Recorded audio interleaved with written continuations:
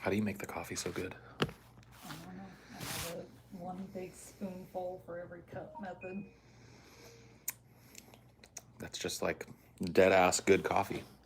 I don't know what else to say about it. Just well made coffee.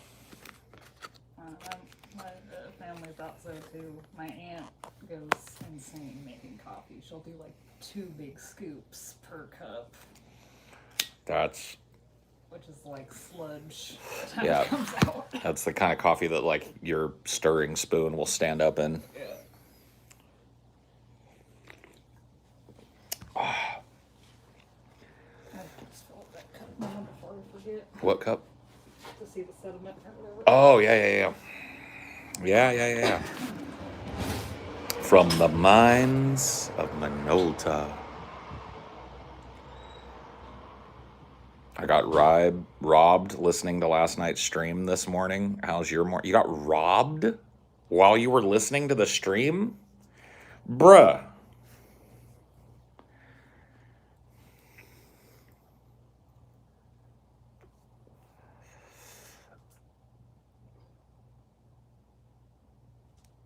You got robbed while you were watching my stream. Oh, Jesus.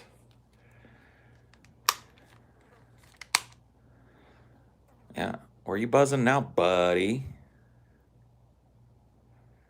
Go ahead and buzz around, buddy.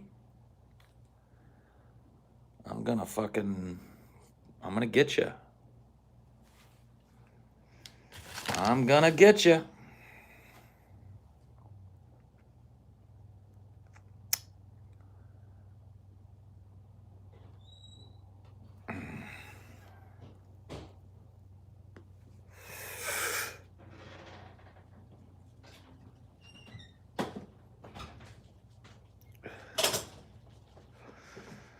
I went last night. I couldn't sleep.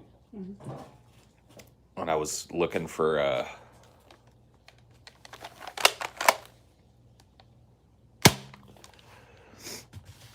that song that the Lawrence and the Arabians sings in Pontypool Oh yeah.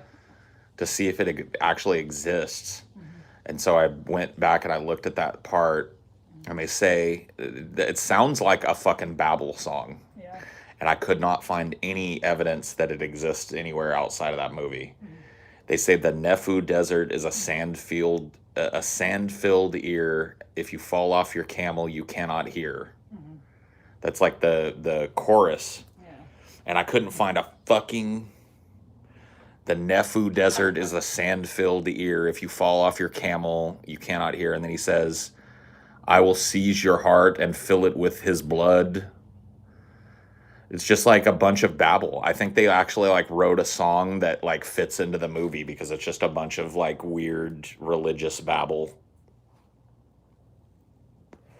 Because I swear to God, dude, I looked up and down. I found one guy that tweeted it. I searched for the Nefu Desert is a sand-filled ear, and I found one guy that tweeted that line. Yeah. If you fall off your camel, you cannot hear. But that's the only evidence that I have found that it exists. The Nefu Desert is a sand-filled ear. It's been stuck in my fucking head, dude. I think I've got the Pontypool virus.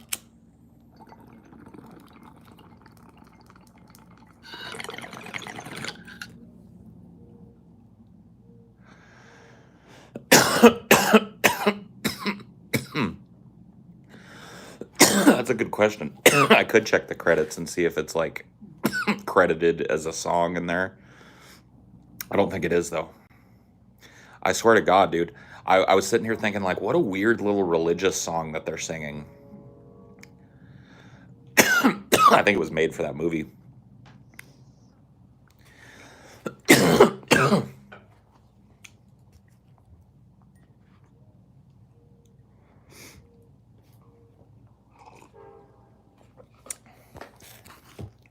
Know anything about Michigan? It's where what's his name is from. Fat documentarian guy. What's his name? Oh, fucking what? Jesus Christ. It's Monday morning. In small town America, the milkman delivers his milk. Mom makes the scrambled eggs. And 2,500 miles away, the President of the United States drops $2 million worth of bombs onto children. Michael Moore, yeah. Yeah. I was about to look up Bowling for Columbine. It's like, fuck it. I brain fart names all the time. Yep. In my hometown of Flint, Michigan.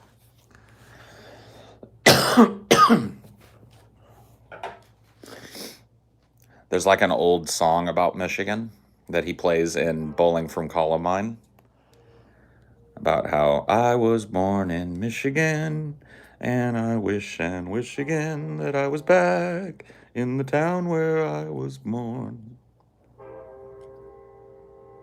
The song is Nefud Mirage.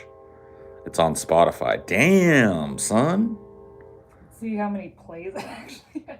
Nefud Mirage. Is it from that song? It can't be from that, or it can't be from that movie.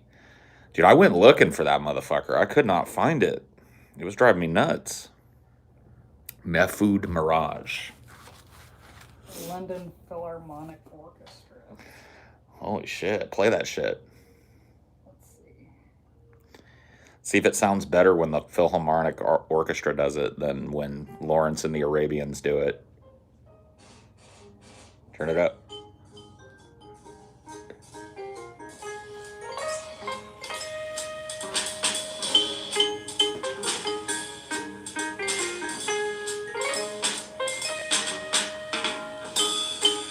This is like just audio.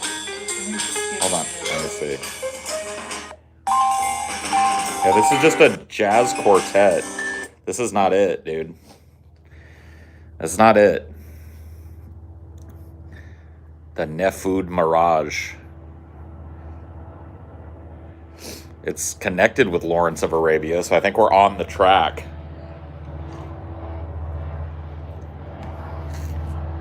Is this it?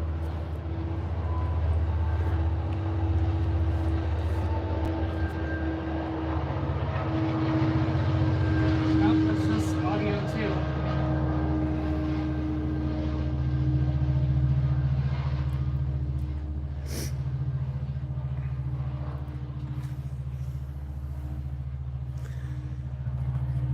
It's true, anywhere is an upgrade from Missouri. People get stuck here or in the general four-state area. I'm determined to escape. Yeah, I don't know. I've never lived in that area, but... Well, I guess I kind of did. Louisiana's nearby.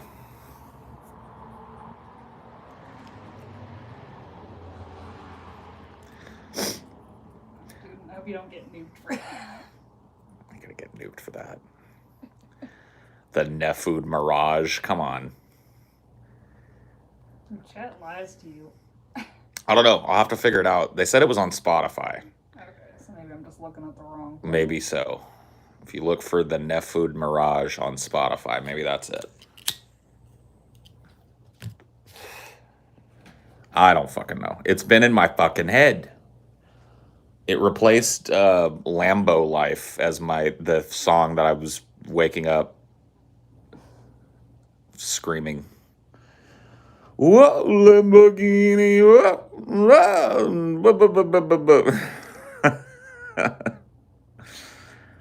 Lambo Life, yeah, by D. Antwoord. It's a good little braggadocious beat. It is. The entire Lawrence of Arabia soundtrack is on Spotify for me, but I'm in the Netherlands. Yeah, I have to look into it. I'll have to if it's a song that's actually from Lawrence of Arabia, then I don't know. I don't remember it.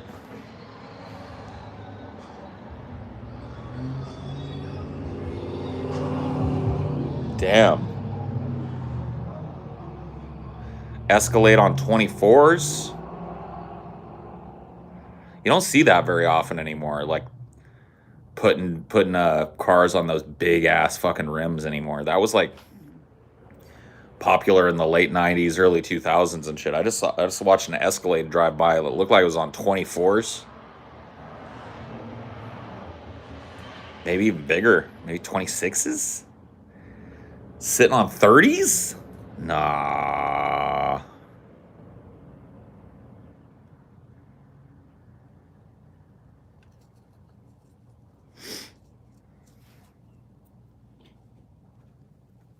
I don't see it in like the soundtrack for Pontypool. I just see our girl It, Farage. our girl Farage? Yeah. That's probably it. Because that's the little girl that has a meltdown right after they sing the Nefu Desert. Mm-hmm.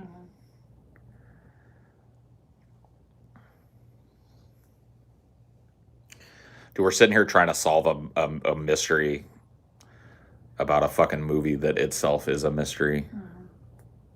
Mm-hmm. The Nefu Desert, dude. No, that's just audio too.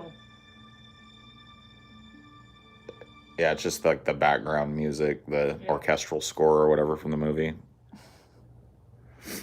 You can replace the entire right side panel of a Lambo for under 10K. That seems cheap for a Lambo.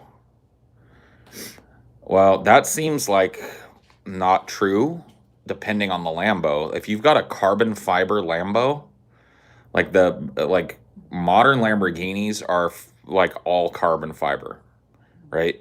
If you've got an all carbon fiber Lambo, I think there's more than $10,000 worth of carbon fiber on just the fucking hood of a Lambo. So that doesn't make sense at all that you could replace the entire fucking side panel of a Lambo for 10K. I mean, maybe like an off-brand side panel. I wouldn't. If you have a Lamborghini, I would go ahead and splash out and just take it to a Lambo dealership and let them do it, because that sounds Unless they just mean side panel is like one door or some shit. Yeah. Dude, I watch this dude Doug Monroe. Is that his name? I think that's his name. He does these reviews of exotic cars. Like he will find some collection that has like some really rare, really fucking brand spanking new, hard to get supercar. Doug DeMuro. There you go. Yeah. That's his name. But anyway, like, I've learned so much about cars that I'll never even get the chance to sit in from watching that dude. I'm not even a car guy. Like, but he makes it interesting because he doesn't just focus on all like the technical shit. He goes into that a little bit for like the gearheads, but he covers all the weird little details on a car. He makes it interesting to look at like what they had to do in order to make the car work. I like that kind of stuff. I'm trying to remember what I just watched him review, and it was just this ridiculous car.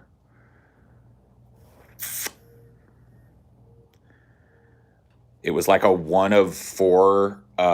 It was a test car, so it was like a prototype that they made into a full car once it was done. So it was like one of four cars in the world.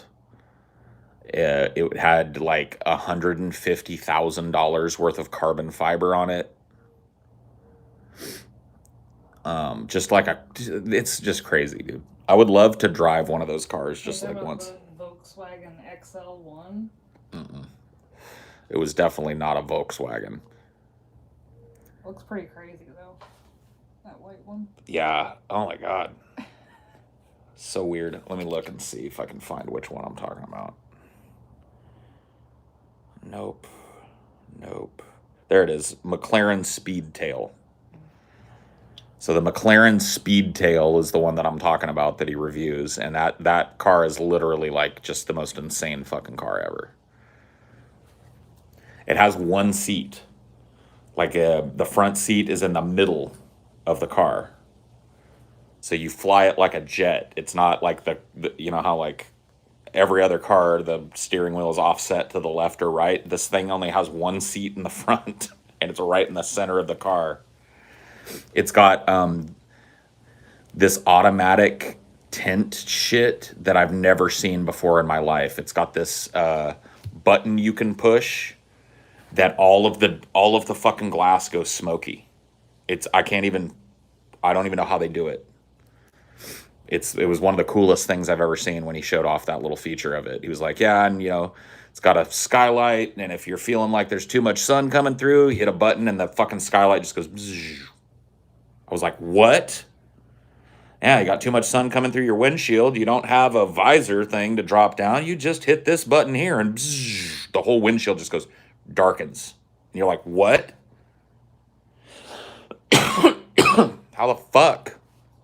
How did they do that?"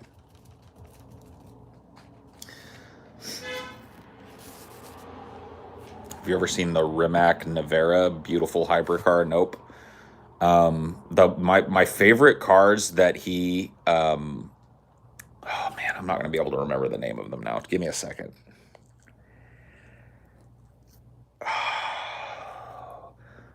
Pagani? I know it's something Pagani, but they make like 10 of them and sell them to like rich ass fucking people.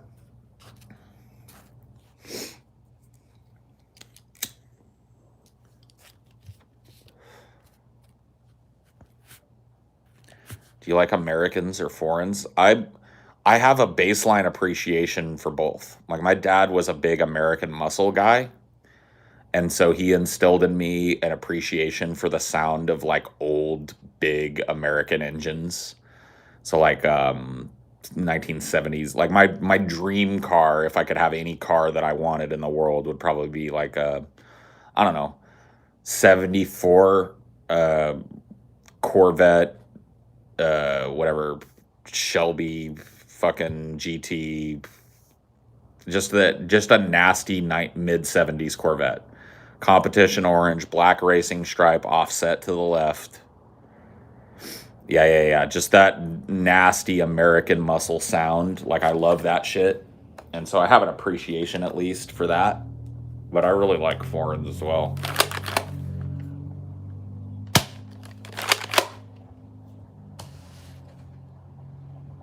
Stingray, yeah.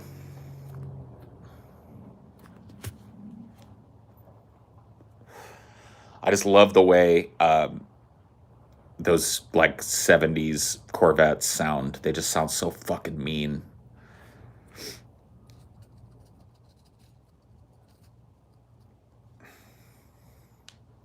New Corvettes are basically supercars. I don't know. I haven't. You don't see Corvettes very often anymore, to be honest with you. They've kind of fallen off in terms of like Corvettes. I remember used to be kind of like the entry level supercar for people that couldn't really afford a supercar. People would get a vet. I don't really see many of them anymore.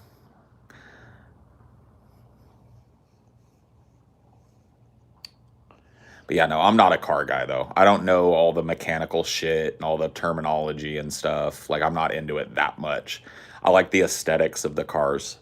You know what I mean? Like I'm into that.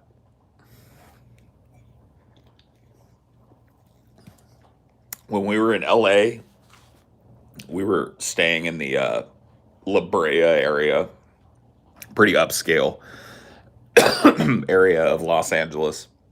And I swear to God, dude, I saw more Teslas than any other type of car. Saw a couple of supercars when we were down there. Saw a Ferrari. I don't know what brand. It was a newer Ferrari for sure. Nasty looking car. I don't really like the newer Ferraris, but man, that thing looked mean. And then saw a Lambo when we were coming back from the studio one day. But as far as like hyper cars or expensive cars and shit goes in LA right now, the trend is fucking Tesla. Everything was a Tesla. Everybody had a Tesla. You know what I still haven't seen on the road? A Cybertruck. Have they sold any of those yet? Have they delivered any yet? They have to have, right? Has anybody in the chat seen a Cybertruck on the street? I have not seen one. Cybertruck electric pickup is delayed to 2022. Okay, so there's none on the that would make sense. Yeah. Ninja jumped the gun by putting it in his song. Yeah. Maybe he can get one. Maybe. Maybe he knows Elon or whatever. I mean, yeah, he's South African, so. That's what I'm saying.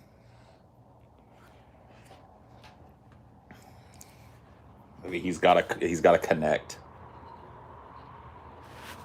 He's like, yo, Elon, give me the fucking Cybertruck. Elon was like, all right. You know what would be fucking dope? If that was like the ad for the Cybertruck, that song. Oh yeah? Yeah, dude. If they wanted to offend everybody in the world, they should get DeAntwoord to be their spokespeople. It doesn't have to even be that song. It can just be like that line or whatever. Yeah.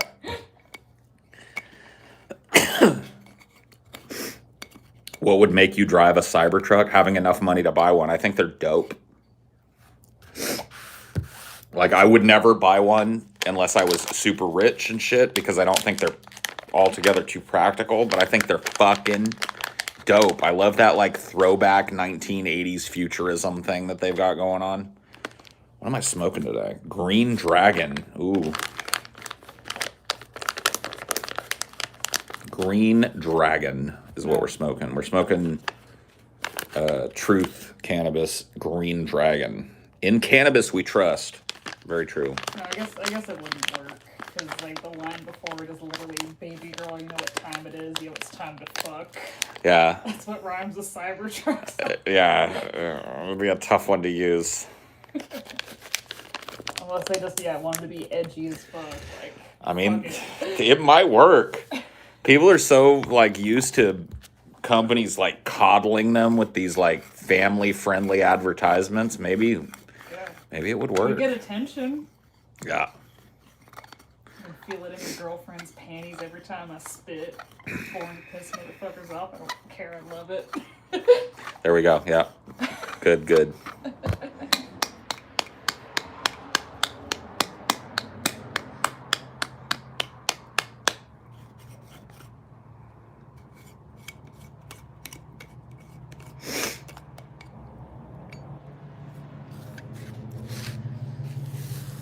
No, I think Cybertrucks look badass. I'm one of the people that thinks that they look cool. I think that their big, boxy ugliness makes them fucking neat. But I also used to drive a Scion XB, so you can tell my taste in cars is not exactly traditional. You know what I don't like, though? The Nissan Cube. Yeah. I'm all for the weird little boxy cars and shit, but that back window on the Nissan Cube just fucks me. Fucks me right up. I cannot look at it. Shit. Yeah, but it's fucking like it has no symmetry. It only wraps around on one side, and then there's this big weird gap. Nope. I draw the line at the Nissan Cube, man. I see people driving that shit. Yeah, we saw it in Vivarium, remember? Oh yeah, that's what they're driving. Fucking Vivarium, or no, that's what the realtor does. The weird realtor drives. Yeah, good choice for his car.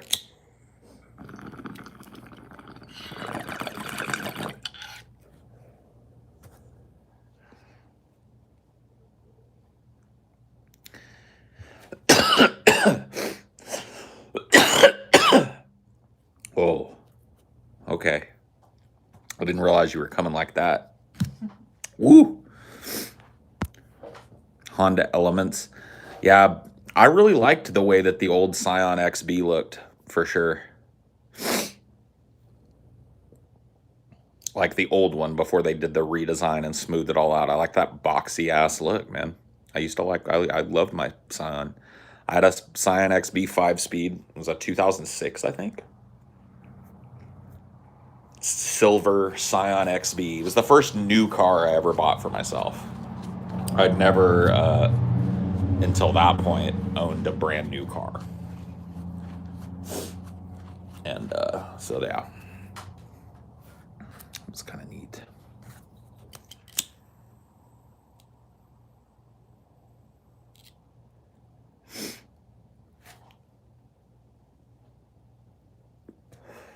The classic Beetle. Talking about like before the weird redesign in the late 90s, early 2000s. Yeah. Like the old VW Bug. My parents have one.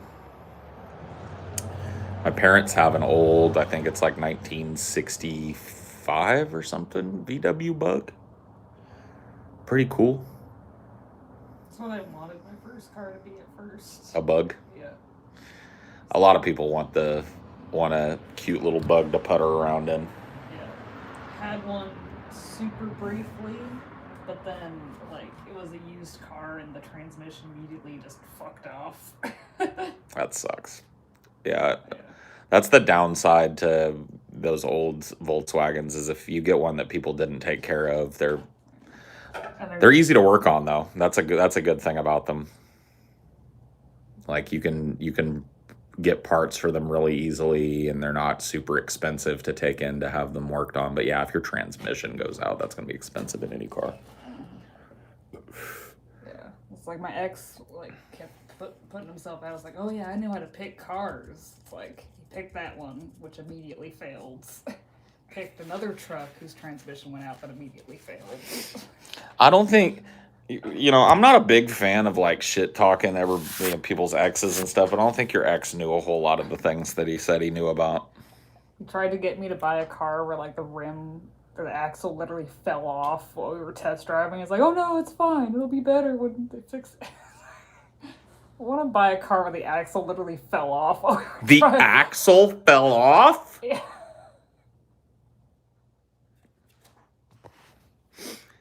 See, dude, look how different it was with this situation with the car. Yeah. You basically picked it. Yeah. Like because I don't give a fuck. I was just like, dude, I just want a car that'll get us from A to B that you think will be safe. That's the only thing I cared about. You remember, I was like, find one that's got the fucking backup cameras and the front cameras and the safety features. And you found this fucking car. And I was just like, all right, let's get that. It's fuel efficient. Yep. Rides smooth. Easy to drive, safe to drive, has all the weird features on it, and didn't break the bank. Look at that. It's a car. I think people overthink cars a lot. Mm-hmm.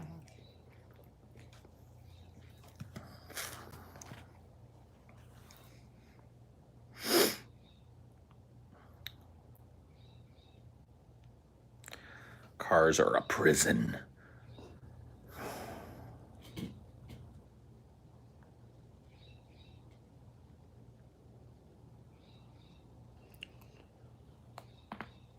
Oh. Did you guys hear that one? I'm sure you did.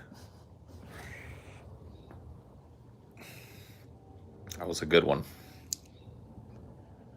It's one of those ones that makes you momentarily lightheaded. You're like, whoa.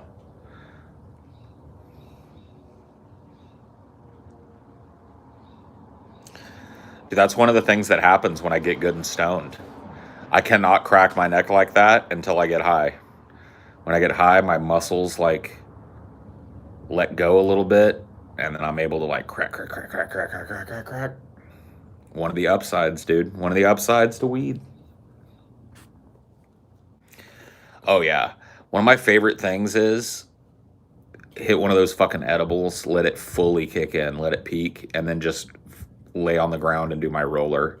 Like I have to be careful because I can overdo it to the point where I actually like injure myself a little bit, like strain my back because I'm so limber in a way that I'm not usually. But that's one of my favorite things to do on an edible high, especially, is just like fucking get super duper duper ultra baked and then just stretch. Just like literally lay on the ground, put something on that you can kind of watch as you're doing it, and just fucking rotate your body and do whatever feels good. You know what I mean? I don't even really like, some stretches I do over and over again, but it's just like twisting your body in a way that feels good and just holding it for a while. Feels so fucking good. And it's just something that like, I don't know, it really wouldn't work. Hope your day is awesome. Man, last episode of DFF had me in stitches, man. Your neck cracks are satisfying and your streaming be crystal. Oh, shit, son. Well, thank you. What was the last DFF episode that came If out? they're talking about the patron one, that was the real Conjuring. If they're not talking about the patron episode, that was DFF tortures themselves with Jared Leto's worst movies. Oh, God, bro. Both interesting ones.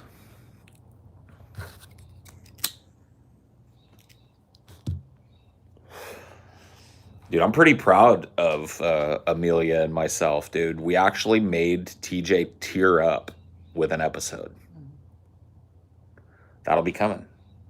He didn't full on cry, but dude got misty. He had to wipe his eyes because of an episode that I did.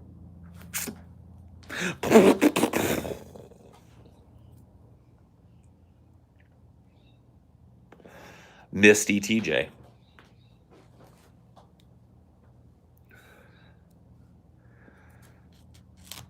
He has feelings? I know. I think that's so mean when people assume that TJ doesn't have feelings. If you want to see some TJ feelings in that fucking 9-hour-long Abandoned Hope he did, when he just completely shattered inside after watching one of the videos and looking at the comments. Yeah. And he drew this like the Abandoned Hope face. Yeah. His soul shattered. Yeah. No, TJ's got emotions, bro. TJ's actually, it's kind of funny. I think TJ's done a lot of work personally, because TJ, I think, is way more emotionally accessible than he was even when I met him. Like, I've noticed it. I think a lot of that is probably,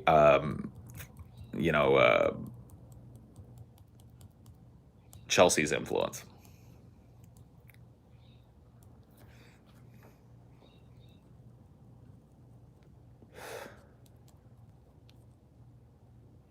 But that's good stuff. I've seen TJ like stand up for men who are crying or whatever when people are making fun or acting like it's weird or wrong or some shit.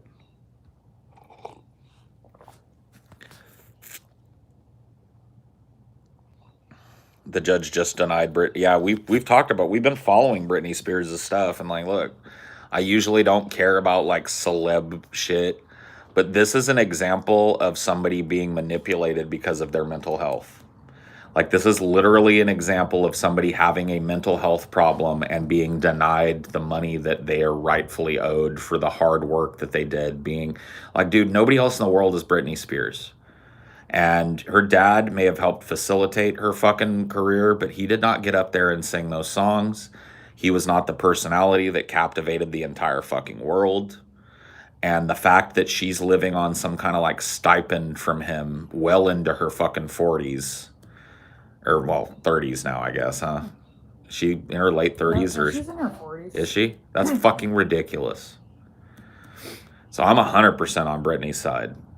I think it's ludicrous that a person like her would be under a conservatorship in the first place. Oh no, I was wrong. She's 39. Which is basically 40 and 39. Right.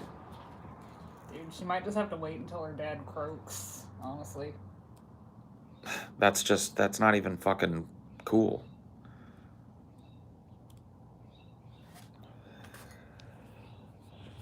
That's not even fair. There's nothing about that that's fair.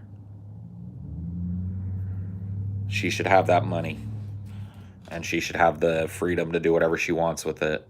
The fact that the reason she was put into a conservatorship was because the paparazzi and the general public of America basically gaslit her into a breakdown is even more fucking ridiculous. Like, Britney Spears had a very public mental breakdown precipitated by the absolutely fucking endless scrutiny of her life. She couldn't leave her house without a billion camera people following her on motorcycles and taking pictures in her car, and pictures of her fucking vagina were all over the world because she fucking went out and some paparazzi got a low shot of her, did an upskirt. and fucking like every media outlet in the world was showing pictures, lightly censored pictures of her fucking vagina to everybody. She was literally just like gaslit. She was like a wild tiger put in a tiny little cage and just like poked with a stick until it has a fucking meltdown, and then everybody goes, "Whoa, that's a dangerous tiger." It's like, well, paparazzos. I used to have the same kind of feeling about paparazzi. The idea that there should be laws against it and shit.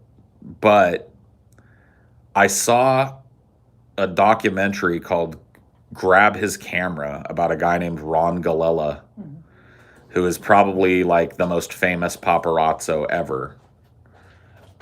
He was most well known for shooting Jackie O and for being embroiled in a bunch of legal actions with Jackie O as she tried to sue him. And, he was a fierce defender of the public's right to know and freedom of the press. And so the topic becomes a little more murky for me. It's very easy to look at a paparazzo or a cloud of them around a celebrity and see that celebrity being just harassed and asked really horrible and pertinent questions and go like, oh my God, they should fucking ban this. These people should be fucking kept 100 feet away from people at all times. This is ridiculous. But where does that end?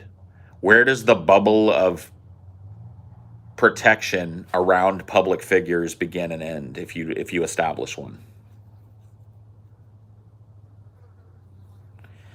So I have a much more gray opinion on paparazzo than I used to, just simply because of that one documentary. That one documentary made me think about paparazzos in a way that I hadn't before. And I don't like Ron Galella. I think he's fucking crazy. I think he's an insane person. I think his style of sneaking into places he shouldn't be and taking fucking candid photos of people is fucked up. But do I think it should be made illegal? I don't know if I'm willing to go that far because I see the possibility of a slippery slope when it comes to public figures being able to just have this cone of silence around them.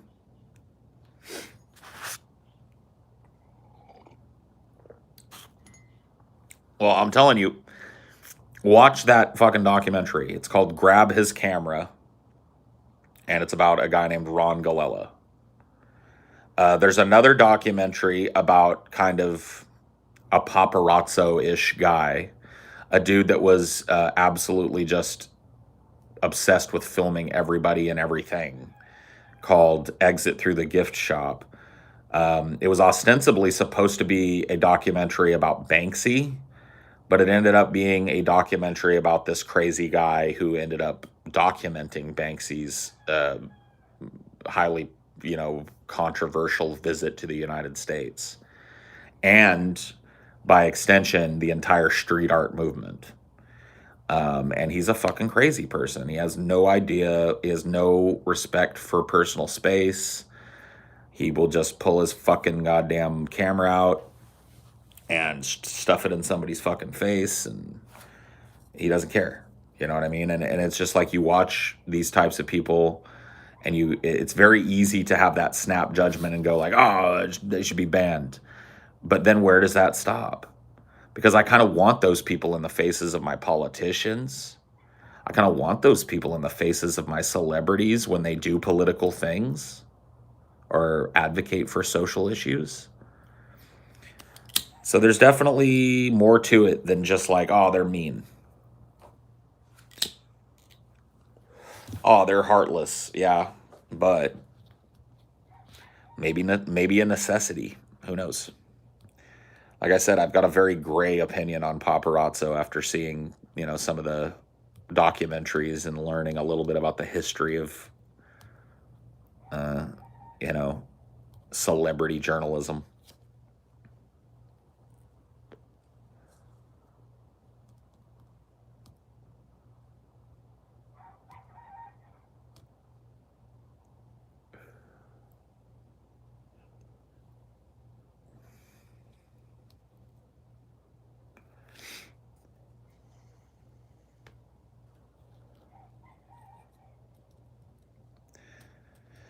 I'm your biggest fan. I'll follow you until you love me.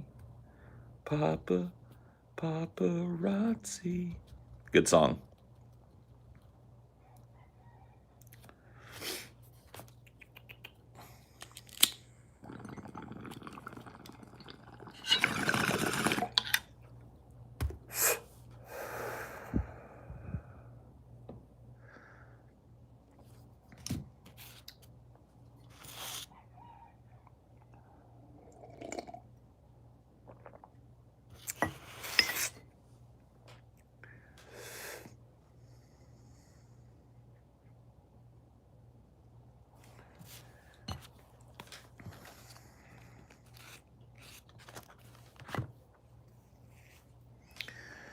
Talked to Marshall last night about some Beauregard business.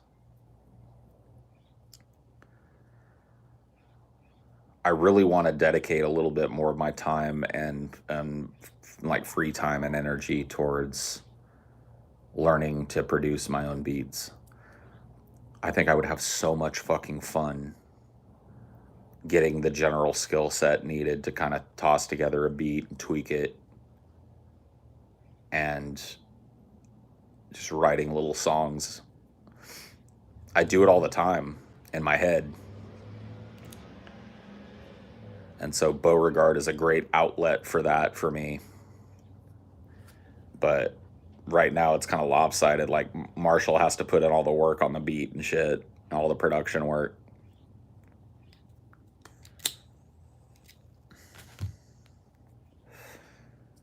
Yeah, I could create some loops for my streams and shit. I think I'm going to dive into FL Studio.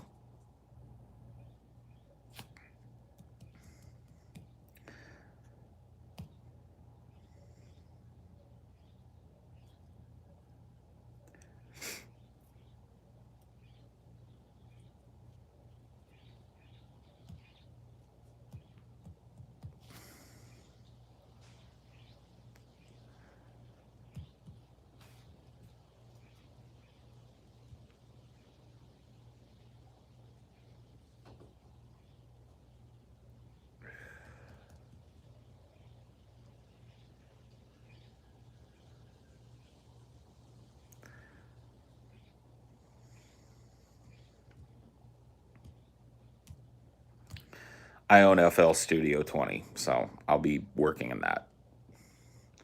That's what Marshall works in. He's my closest contact that's talented in it. And he's told me he doesn't mind, spending an hour here and there with me, helping me. Hello. Howdy, dude.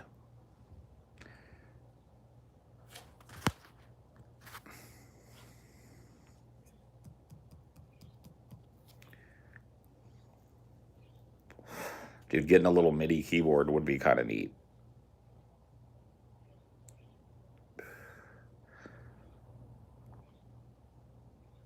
I tend to like beats that have like a really distinct synth line through them.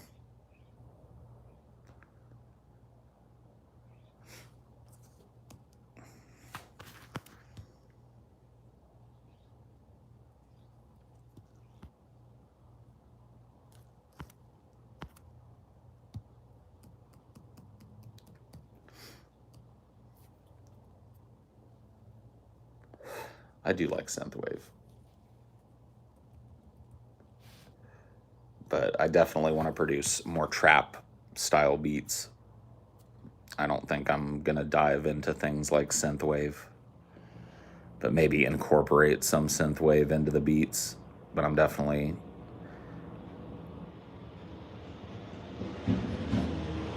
the songs that get absolutely lodged in my brain now are almost all trap songs. And I've got a real taste for that type of music now. And I really like the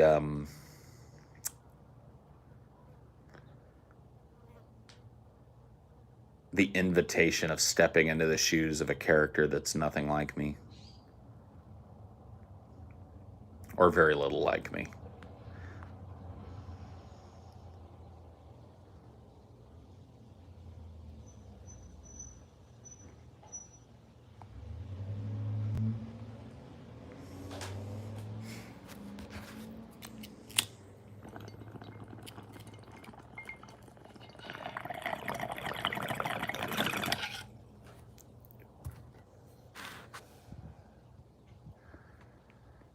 Streaming Street Fighter? Dude, I haven't even played Street Fighter in a hot minute. So no, not really.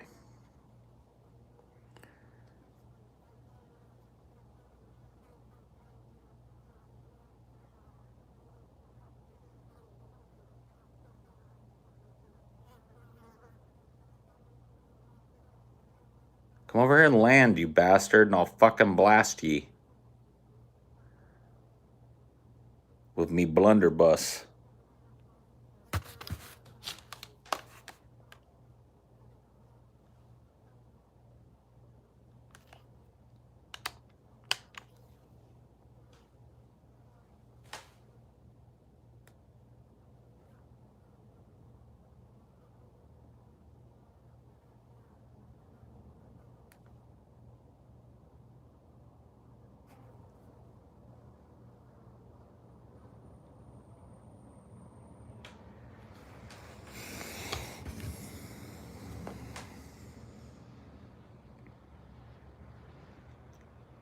That's not a fly. That's like some kind of fucking bee. It's like a meat bee or some shit.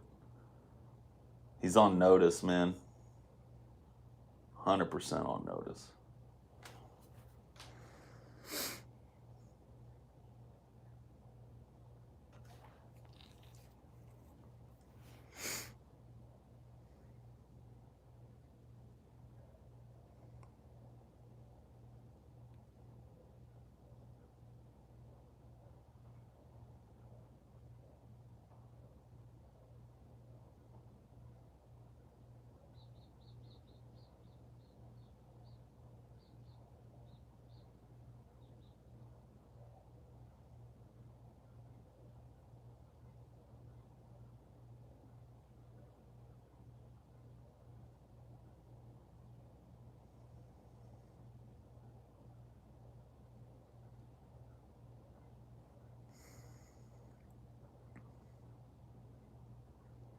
Win Uruguay, dude. Tell me about it. I don't know. We got to travel there first, and that's gonna entail like fucking travel restrictions being lifted and shit. Right now, Uruguay's not letting people in because they've got a COVID problem. So, gotta wait for that shit. And yeah, right now, I don't even know if I'll be able to travel across the country to get my fucking tattoo shit done. Like, that's like the thing that's highest on my list right now, travel wise, is I want to go back east and get Zach to tat me up. I want to do that for probably at least 2 trips. It's probably going to take at least 2 sessions to finish the stuff that I want to get done. And by sessions, I mean like, you know, I go down there for a week and he works on me every day or whatever the fuck.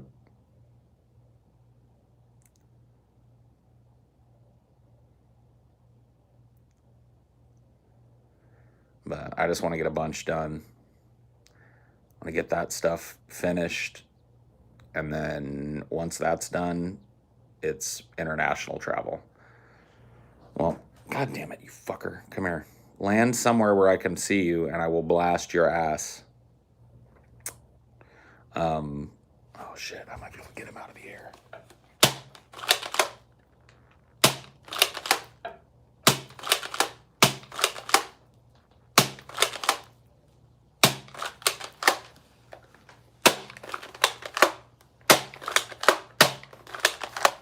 Air raid.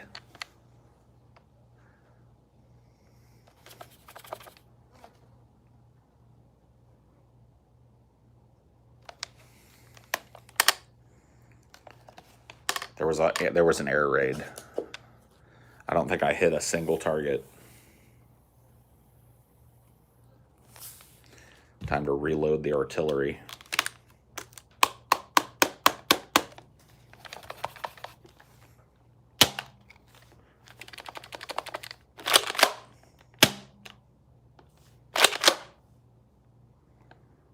All right, where you at?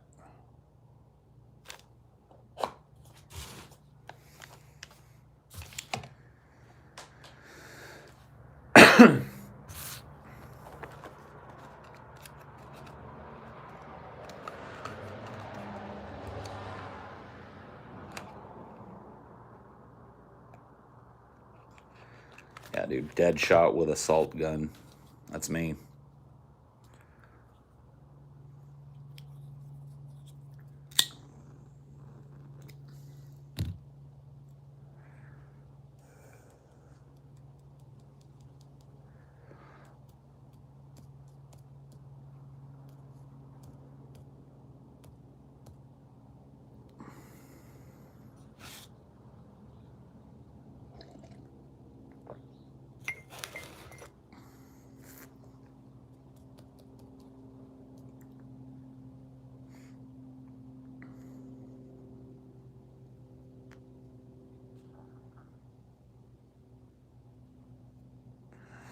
Do you know what it's like not to have any legs?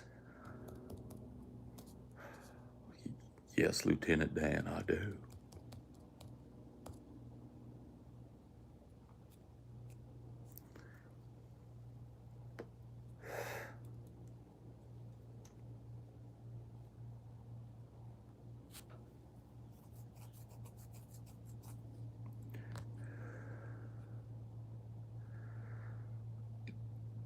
Why don't you existentially go get yourself a fucking profile pic, please?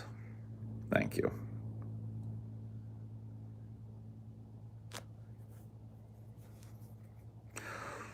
Forrest, why'd this happen? You got shot. I want to go home.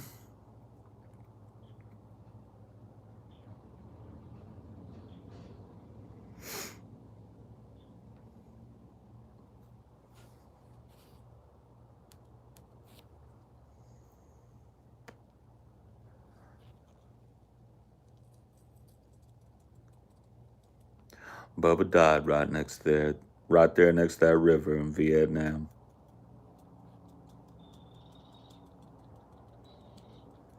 I need a tankard of rum. I need like a facial scar too or some shit. I look too soft to be a pirate, you know what I mean?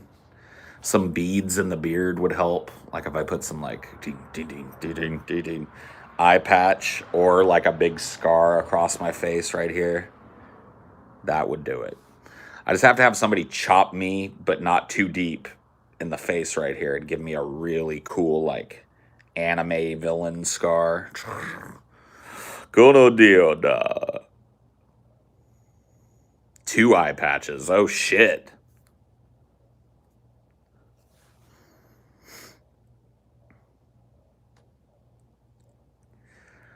Dude, Cricket would not like being dressed up in a parrot outfit, nor would he like being placed on my shoulder, dude. Cricket is a proud boy. Would a fake scar suffice? No, it'd have to be real. I'd have to have somebody fucking hack me. All right, dude, just do it. Don't go too deep. Don't go too deep.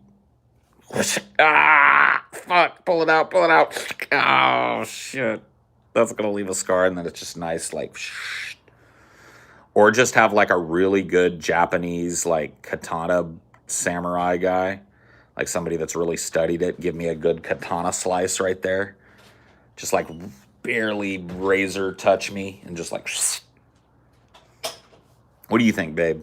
What? Do you think having like a really cool anime villain scar on my face would like make me look better or worse? I think you look gorgeous as you are. But what if I had like a cool scar that started up here and was like didn't like fuck up any of my eyes. I still have my eyes, but like from up here, just like somebody had taken a sword and been like, Miss. And I was like, ah. It just depends on how keloidy it is. No, dude, it's not going to be keloidy at all. It's just going to be a very deep scar right here. I don't know. Yeah, an Anakin Skywalker scar. Yeah. I'd rather not. There you go, folks. Can't do it. The wife has spoken. She'd rather not look at me with a big old fucking scar on my face. If it happened, it happened. But Sure. If I get one defending her from a samurai or something, she ain't going to leave me. But if I go out and get one on purpose, she's not going to be happy. She's not going to be happy with that.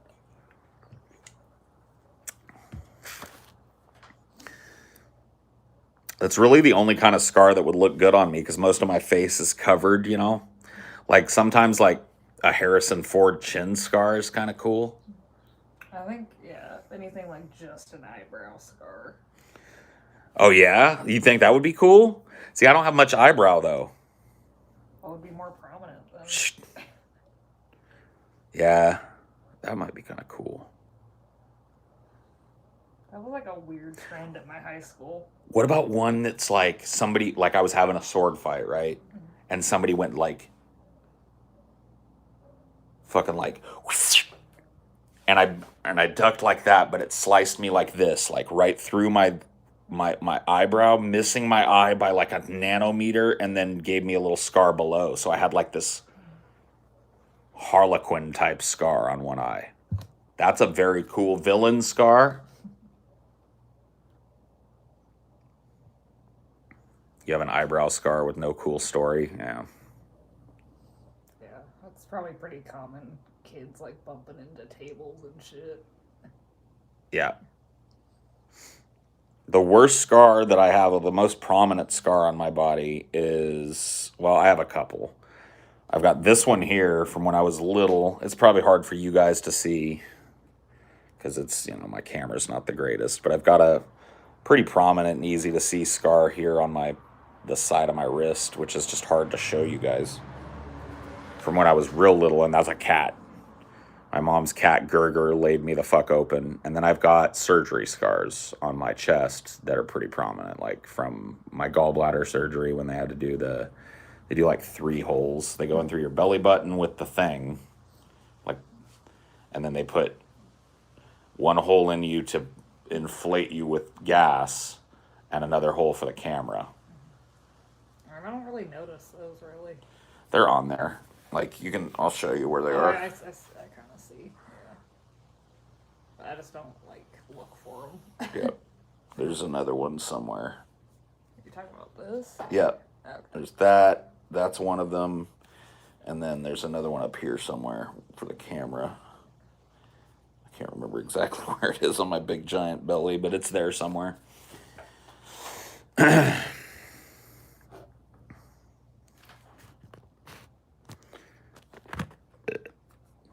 glad you got that kind and not the olds. Yeah, dude, back in the day, they would have had to lay me open from stem to stern.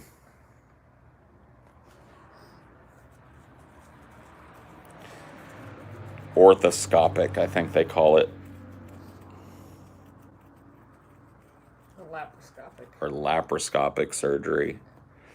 I can't remember exactly what they call it. But I guess, yeah, your cyst one, I feel like it's more noticeable than those ones. that's probably the worst scar I've got. But that's a spot that, like, nobody ever sees. It's like the top of my ass crack.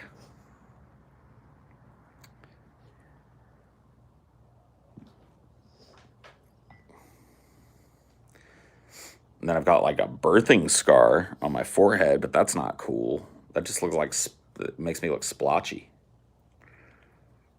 I need an anime sword fight scar. That's just all there is to it. Which means that I have to get in some anime sword fights, which is harder than you might think. All right, you fuck.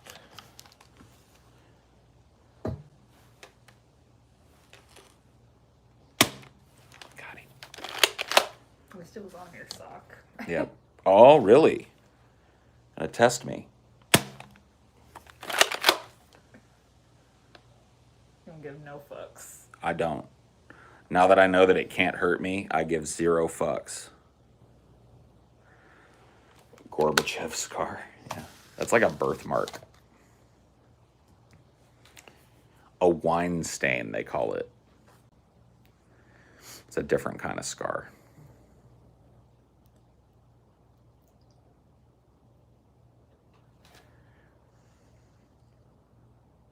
I only really got that one birthmark in my eye. It's about Oh, shit. Oh, no, Mr. B. Mr. B, All right, he moved on. yeah, dude, he tried to land on you. Yeah, I give 0 fucks about bees. I've never been stung by a bee, only a hornet. See, that's kind of scary that you've never been stung by a bee, though, because you don't know if you're fucking violently allergic to bee stings. I know my dad is. See? That's the fucking thing about bees and you, that, like, I'm not saying you should be afraid of them, but I've been stung by a couple of bees. I know that my fucking shit doesn't blow up. But you might have to, get a fucking shot or something quick. Dude, it's fucking ridiculous how expensive EpiPens are. Yeah.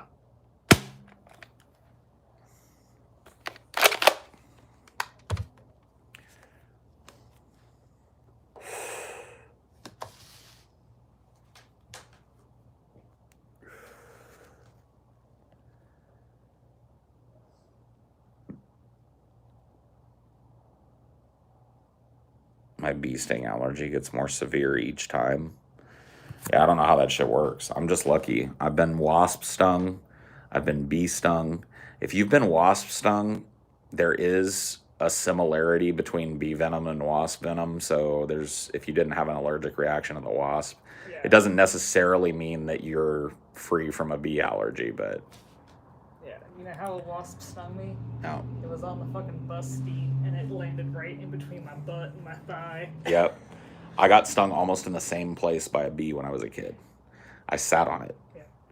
And it just got me, right, like, in that crease of my butt cheek. I'll move. See if you can. Oh,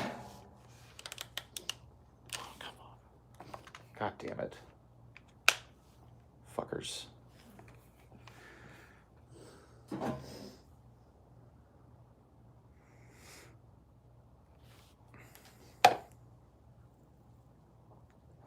The fly war rages on out here.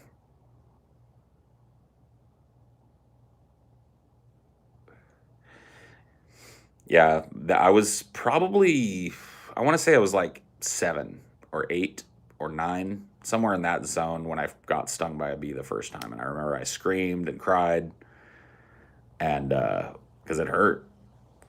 And then I remember an old lady who was the grandma of our next door neighbors. She didn't live there, but she would be there often. She was hanging out at our house with the kids and everything. And she said, she was a smoker. She was like, honey, come over here. And she broke open one of her cigarettes, pulled out a bunch of tobacco, like put it in her mouth and got it all spitty. So it was wet, and then made a poultice and put it on the bee sting. And I shit you not, within like 10 seconds, it felt better. It's a crazy like thing that people don't know. I did the very same thing later on in life. I had my little niece over, and this was back when I owned a house and had a pool. We were swimming out there. She got bee stung. And it hurt a lot, and I said, hold on. And at that point, I wasn't smoking cigarettes, but I was smoking cigars, and I just busted open one of my fucking Swisher Sweets, pulled out some tobacco. I didn't use my spit. I went and got it wet in the fucking sink, came and I made a poultice on it. The nicotine numbs the fucking site and draws out some of the poison and shit. It would probably work with any kind of tobacco, I would imagine. I think it's the nicotine, the contact with the nicotine on your skin that numbs out some of the pain and seals off the wound and helps to draw out some of the poison and shit. It works, dude. I'm dead ass fucking telling you. You probably wouldn't want a nicotine patch. No, it has to be like raw tobacco of some kind, I would imagine. But maybe a nicotine patch would work. I don't know. I just think that's a lot of nicotine, because that's like delivering the nicotine subdermally to a child. Yeah, a little bit of nicotine on the outside of their skin to tingle up the fucking wound. And, yeah, that's not gonna fucking make them like have a nicotine high. No. Another thing you can do for bee stings that will make them feel better is if you've got like a real minty toothpaste, put toothpaste on it. And the mentholyptus or whatever that's in the toothpaste will kind of numb the site a little bit, and then eventually it dries up and seals. It makes like a seal over it so it doesn't hurt. That's another thing you can do.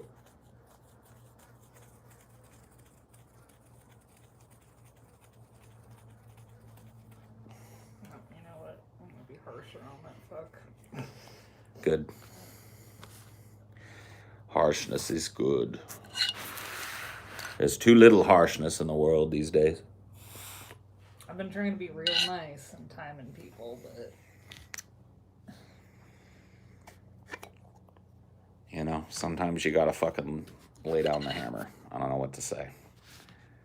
It's the only thing people understand these days is the hammer. Yeah. The ban of one is a tragedy. The ban of millions is just a statistic.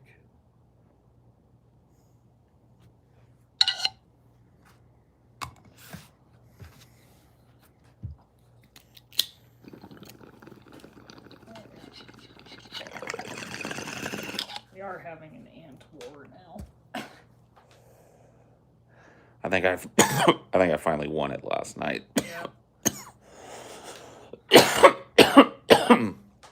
Threw down enough soapy water to chase them off. I don't see any of them today. So they've gone on about their business.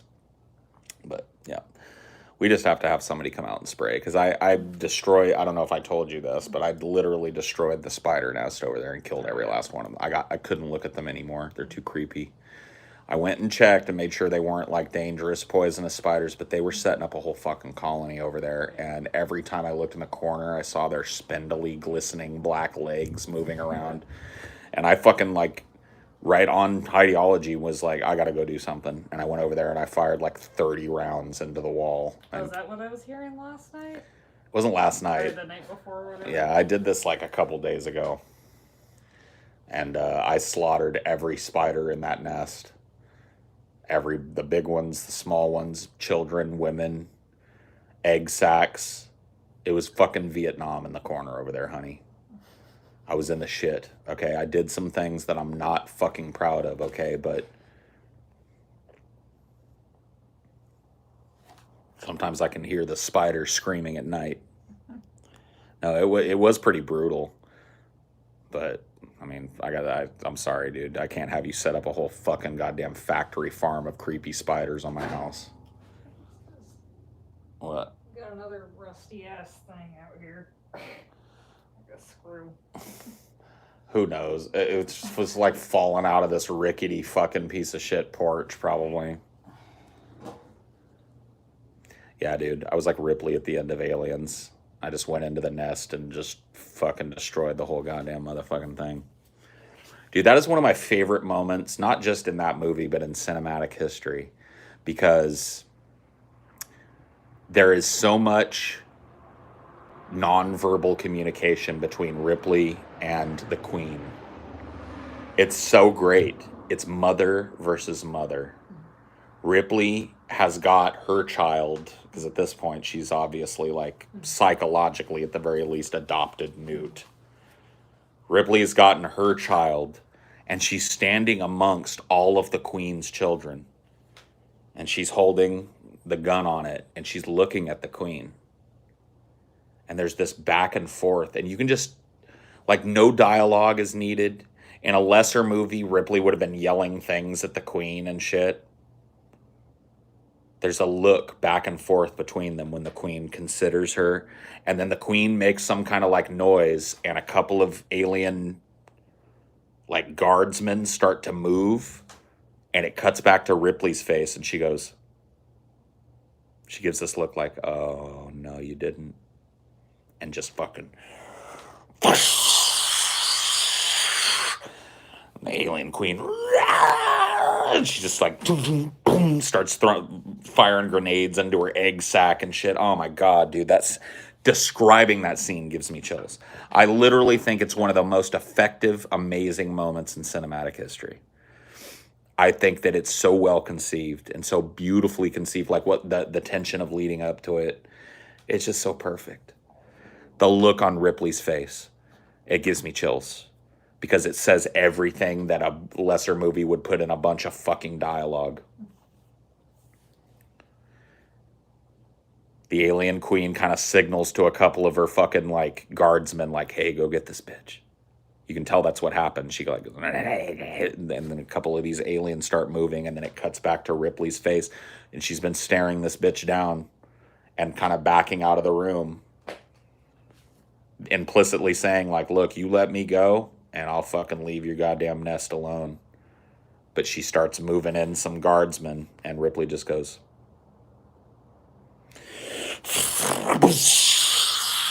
boom, boom, boom, boom, boom, boom. Fucking such a great shit. Oh my God. Ugh. That movie is so good. So good. So good.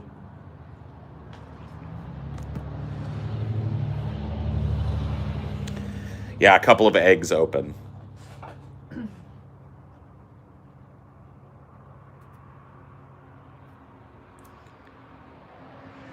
I agree. I mean, when I think about what is a perfect movie,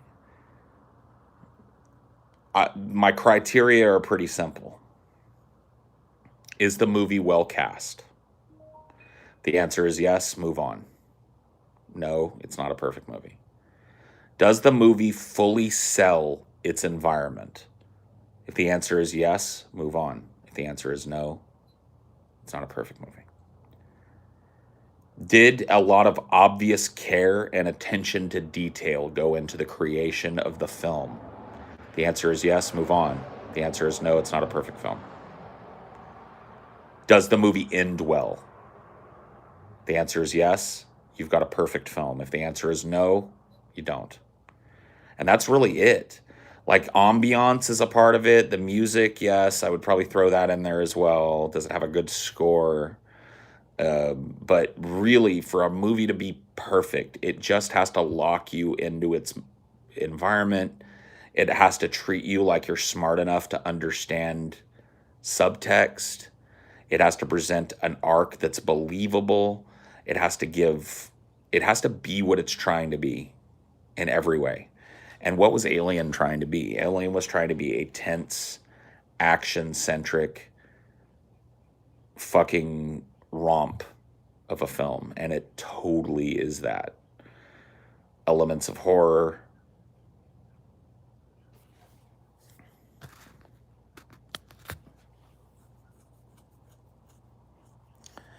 There's a ton of perfect movies according to your decision tree. Well, it's all based on your opinion, though. Every one of those things is your opinion. You could think a movie is well cast, and I don't.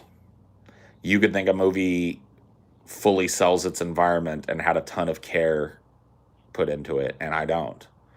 A lot of that shit is just subjective. So no, there are not a ton of movies that fit my perfect movie criteria. In fact, the only movie that I would even argue comes close is Aliens. Start to finish, there are very few things about that movie that don't hold up. There are very few decisions that are made in that movie that don't make sense. It is a master of the callback. It has one of the greatest callback moments in film history. There's this really cool scene towards the beginning of the movie where the Marines are all kind of talking down to Ripley or excluding her. And it's really great. She walks out onto the dock and she says, hey, she goes to Apone, who's the commander guy, the drill instructor guy of this elite colonial Marine force. And she says, hey, I want to help. What can I do? And he looks back at her and he says, well, what can you do? And she says, I'm rated to drive that fucking loader there. And he goes, he gives her the fucking, all right. And she jumps in it, fucking fires it up, picks up a thing. Where do you want it? Bay 12, please. And it's a way of, the people understand that she's not a military person. She's not trained in the same way that she is, but helpless she is not. And you're introduced to the loader. And then the movie forgets about the loader. And by the end of the movie, you don't even remember the loader exists. It was just a cool scene at the beginning of the movie, but so much has happened between here and there, and then that fucking door starts coming up. And it fucking jumps up, and as soon as you see the feet, you know what's happening. And you're like, oh, Ripley's God, she got in the loader. I got fucking goosebumps. I got goosebumps just thinking about this movie. I love that movie.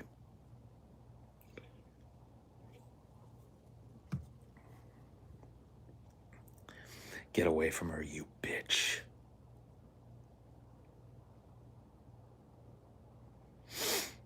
What a movie. What a goddamn fucking movie. Oh shit, bro. What a movie.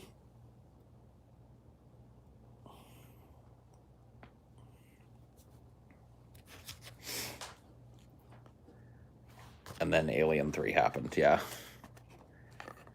Good movie.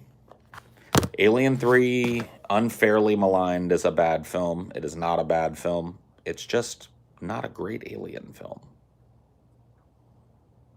Yeah, I was watching them with you. That Prometheus one was fucking... Prometheus is unbelievable. Just so dumb. Some parts of it are so watchable, but there's just such a pile of dumb in that movie. Like, okay, let me tell you something that happens in this movie that you won't even fucking believe, right? They've got this dude, and his whole job is to be the guy that maps out the underground cave and shit. He's got all these little drones, right, that map out the cave.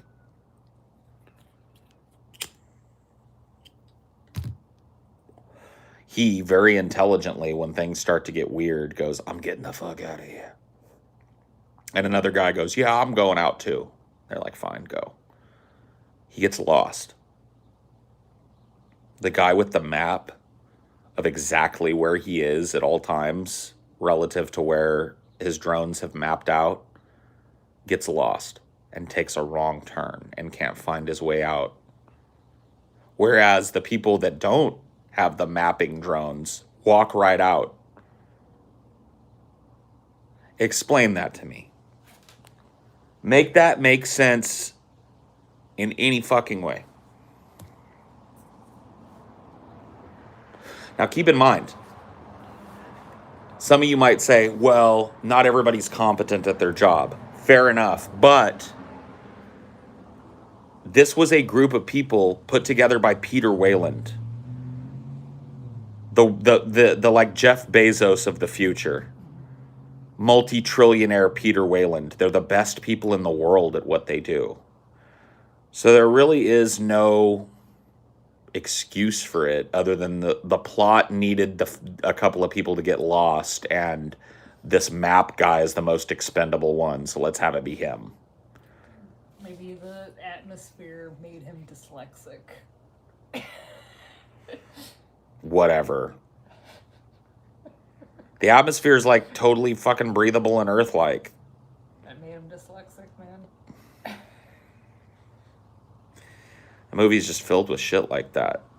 It's like, if this is the crack team of the best people in the fucking world, why do they all suck so bad at their jobs? Why did Peter Wayland hire a bunch of people that are such abject fuck-ups?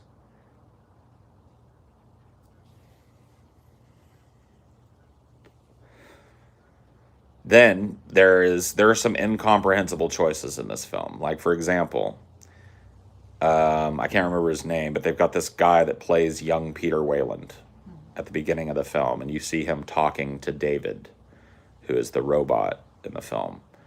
And he's just made David, and David is asking all these existential questions. Well, later in the movie, it's revealed that Peter Wayland is not only alive, which you're told at the beginning of the movie he's been dead for like 20 years.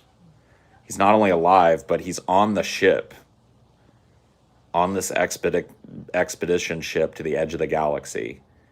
And they roll him out, and it is the same actor guy in the worst fucking age makeup you've ever seen. And it just ruins everything. It's just like, why didn't they just hire an old man? You know who they could have gotten to play it? Lance Henriksen.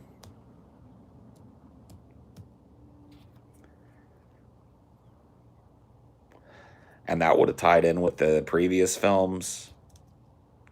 They could have just kind of made Lance Henriksen look a little more sickly. They wouldn't have had to put him in a full fucking latex old man mask that looks ridiculous. Yeah, like, this is the future. They should have, like, things that make them age slower and shit. Something. Whatever it is, it's just not done correctly.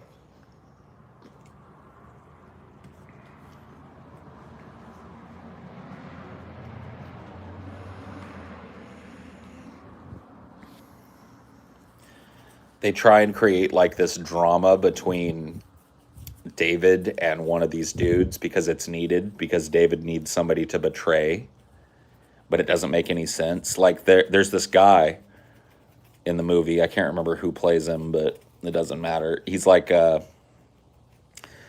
main archaeologist guy, married to the main archaeologist chick.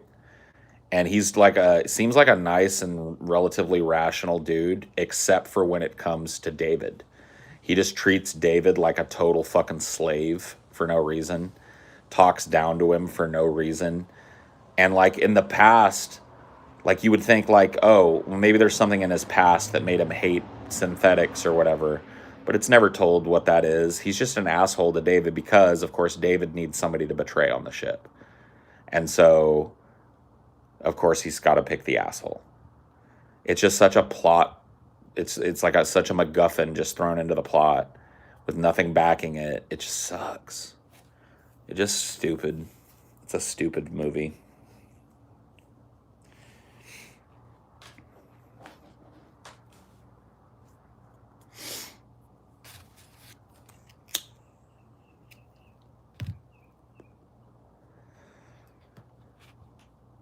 Are you looking forward to Matrix 4? I mean, kind of, whatever. I like a lot of the Wachowski sisters' work.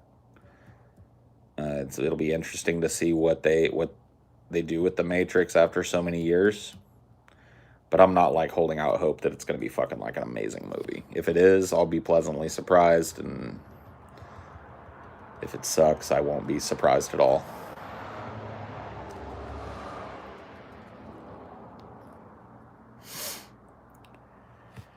Yeah, I played the original Alien versus Predator game, where it was a multiplayer game where you could play as a colonial marine, a predator, or an alien.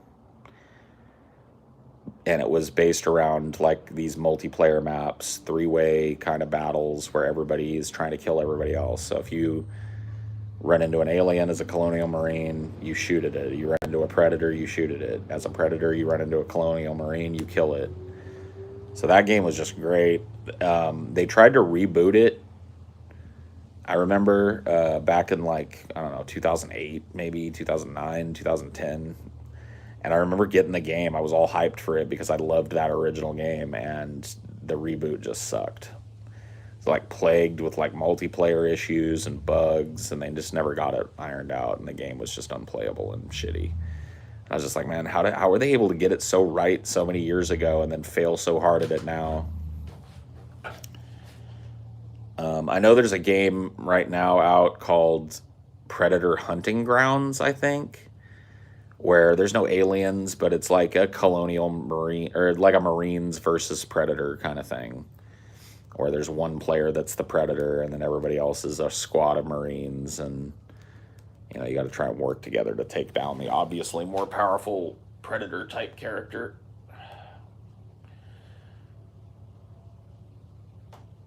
It's kind of like a little subgenre of shooters now. This like one I can't remember the name of it, but there's like this one based around horror icons. Like one character is like an axe murderer, and the rest of them are all trying to escape.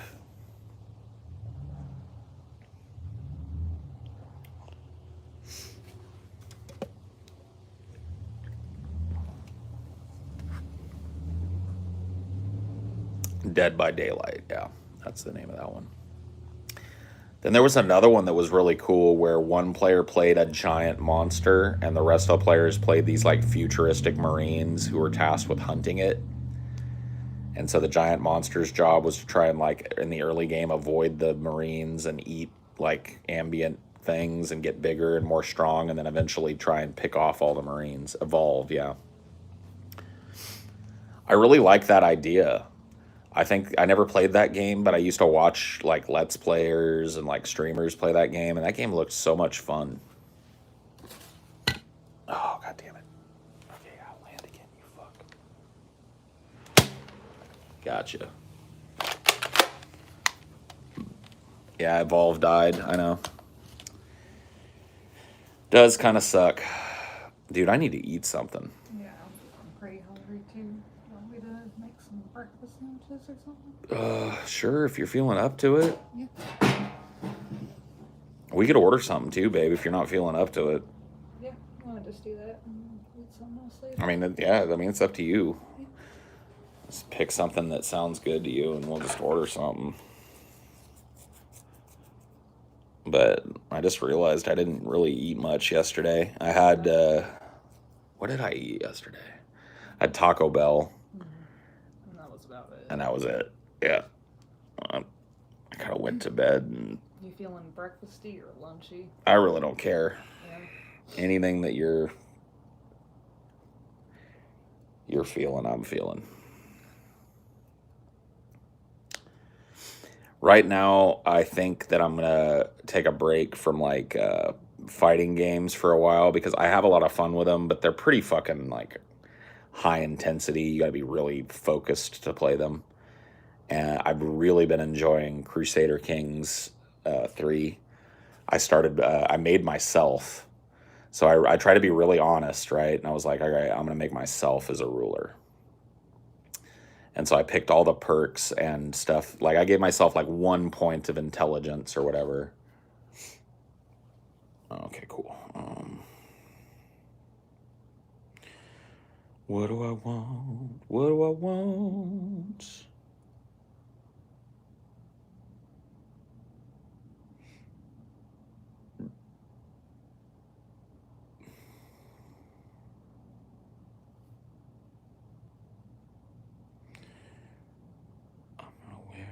Too many things. I know what I know, if you know what I mean.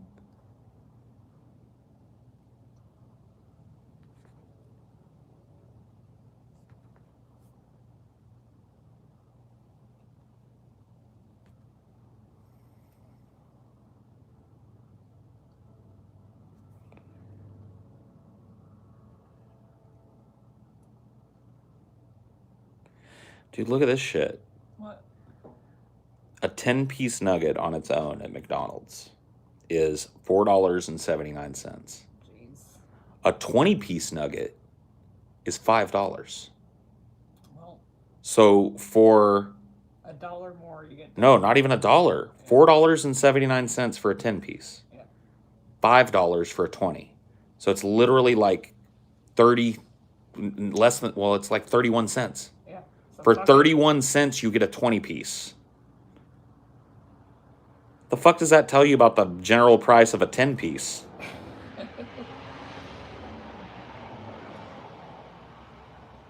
That's unbelievable. I'd never noticed that. I'm just like looking at the McDonald's menu. Yeah. Because I wanted to get a 10-piece, and I was just like, that, but I didn't really want the fries and shit. And then I was like, fuck it. A 20-piece is only 31 cents more? No, 21 cents. You're right. 21 cents. Okay. I guess I'll get a 20-piece. I'll help you finish them if you can't finish them. Yeah, that's fine. You jump right in.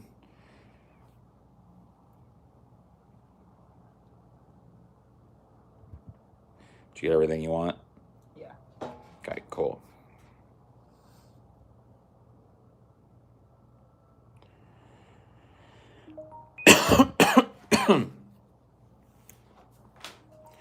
Kind of dipping sauce are you getting? I got 3 different kinds. I got the classic sweet and sour. You got to go there.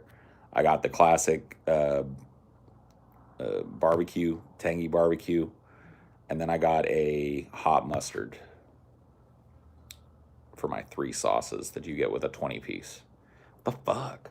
How does that even make sense? Is that like a deal? Maybe that's a deal they've got going on right now, a $5 20-piece or some shit. Yeah.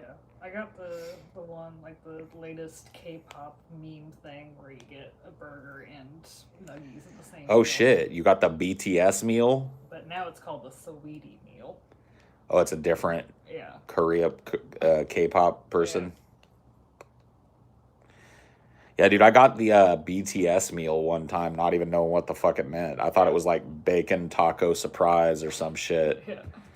But it was just like nuggets and a burger or some shit. I was like, okay, cool. Yeah, I'll get that. That sounds good. And I didn't even know what I was getting. I didn't know it was tied to all this K-pop shit. Dude, I will tell you one thing. If there's a fandom right now that I will not fuck with, it's K-pop people. I've seen so many people talk about how like they fucked around and said something about BTS or whatever, and then like this horde of people descended on them and just fucking shouted them into the ground. Like, don't fuck with no K-pop fans right now. Dude, they'll like take over tags too. Like if there's like a conservative hashtag or something trending on Twitter, they'll just spam it with K-pop. I mean, I'm down. I'm down with that. That's cool. But man, I'm not. I'm just not gonna fuck with the K-pop fans. I don't even like whatever. They're rabid. Yeah, maybe. Rob, you better be careful, bro. You better keep your head down saying that shit.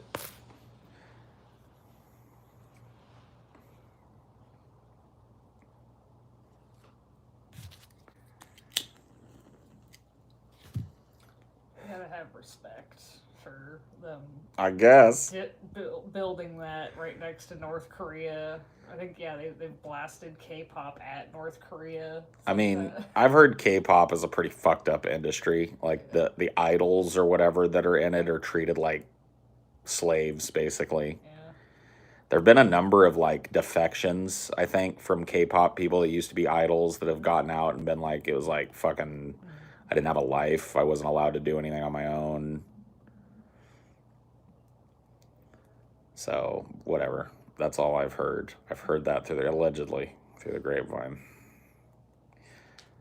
But yeah, no, it's just, whatever. It's not for me. The style of music, I can see why people are into it, but it's not, it ain't my bag of whatever.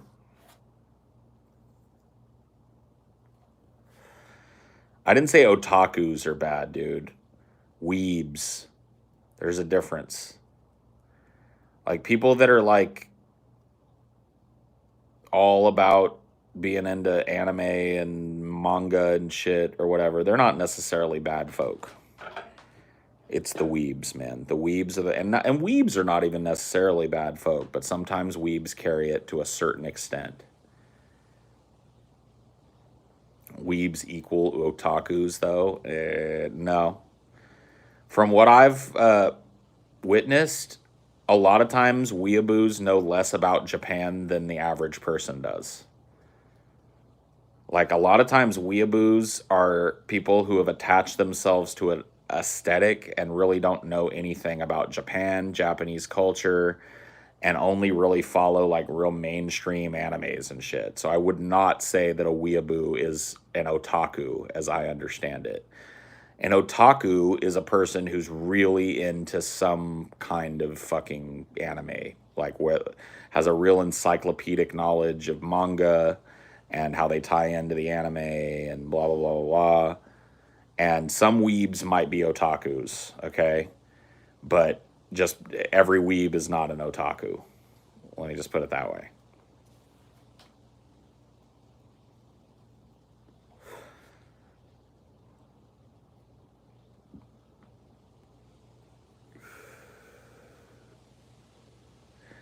Cousin lived his life like an anime. How do you even do that though? Doesn't that require like other people to go along with it? My name is Kai Kitsurugi. I'm the new kid in school. Oh my god, Chio-chan. Have you seen Kai Kitsurugi? He's so, cute. What are you talking about, ladies? Kai, we were talking about, sushi? Eh?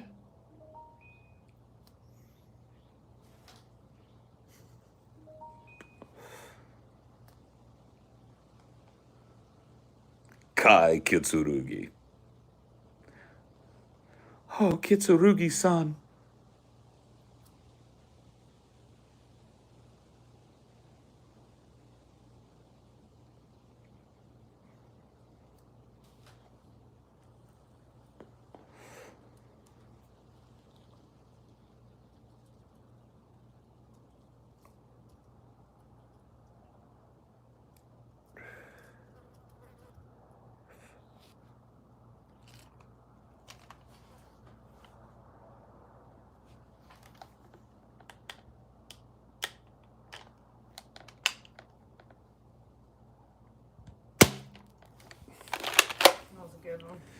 Got him.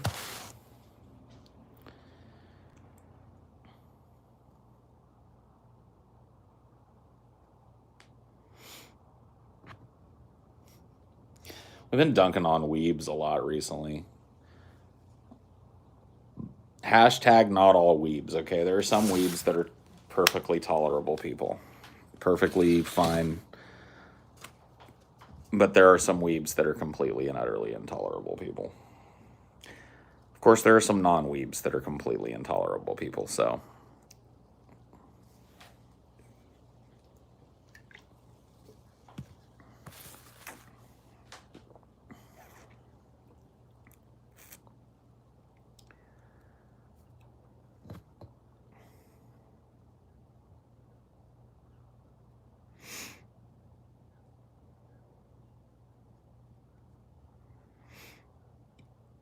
Weebs and dweebs, yeah. Nobody likes a dweeb.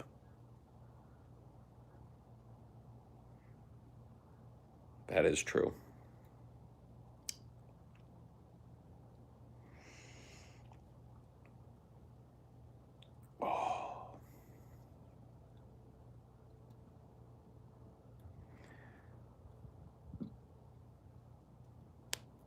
Oh, My Pillow guy is gonna launch the Civil War?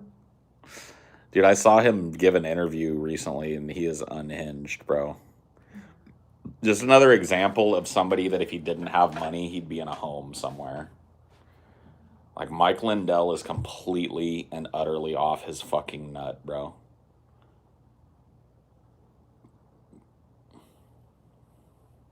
My Pillow, dude. The My Pillow guy. You know what the funny thing is I've heard that his pillows suck. Like, the one person that I know, my mom got a My Pillow because she heard it was a good pillow and she has neck problems and shit. And she told me it was the worst pillow she ever had. Yeah, that's exactly what she said, that it was lumpy as fuck. She was like, it was soft, and she was like, I was able to sleep on it for a couple of nights, but it just like I noticed I was like struggling with it a lot because it's lumpy in there. I was like, the fucking My Pillow guy's pillow is lumpy? I mean, to be fair, she might not have. You're supposed to like run those kinds of pillows in the dryer first before you. Fuck that. Who cares? My Pillow sucks.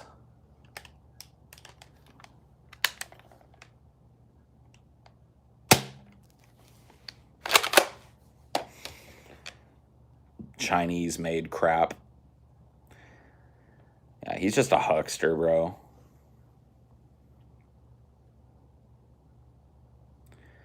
Yeah, dude, get your gross lumpy pillow off of my mom, Mike Lindell. You fucking weirdo. And dude, the amount of shoe polish that's in Mike Lindell's hair too is fucking hilarious. That he's one of those dudes that thinks like we're buying that he's pushing 70 and he's not using Just for Men gel, you know what I mean?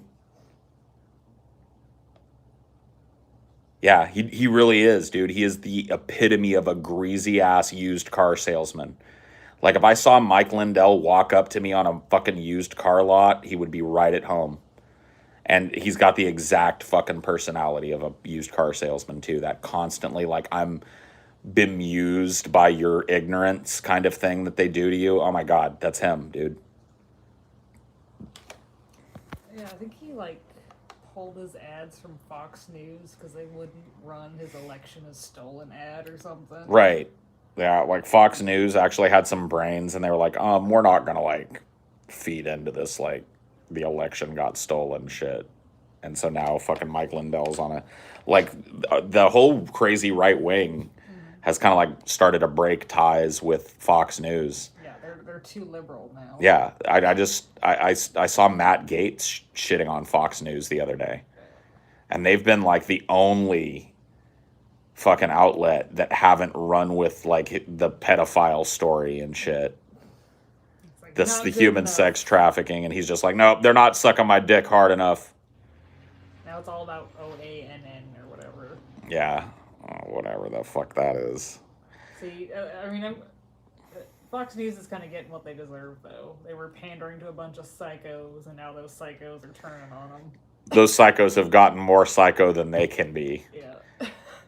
Like they were the perfect amount of psycho in the 90s and early 2000s, and then now they've become too psychopathic. They've out psychoed Fox News.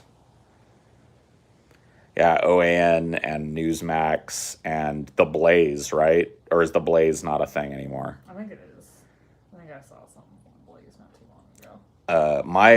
My Uncle Dean, well, he wasn't really my uncle, who passed away recently. He he was a huge conservative guy, like Fox News, Tucker Carlson. He loved Ann Coulter.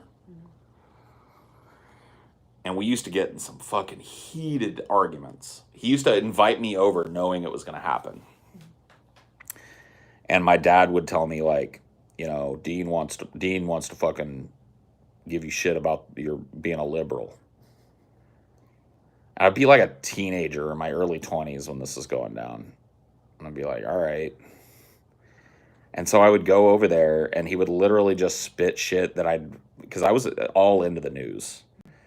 So he would say shit that, like, his big bugaboo was migrant workers are stealing jobs that Americans won't do.